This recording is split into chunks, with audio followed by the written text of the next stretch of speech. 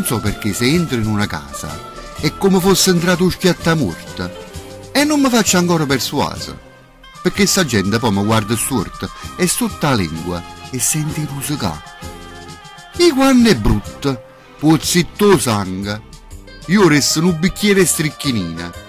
Io quando vedo faccia faccia bianca, se ne attaccata tutta in maricina, sotto un tram ma che riesce a ca. E non capisco poi perché sta gente si mostra sì villana e senza classe. Che tenga a rogna, ne? Io sono la gente incaricato delle tasse, o contribuente, ma da rispettare.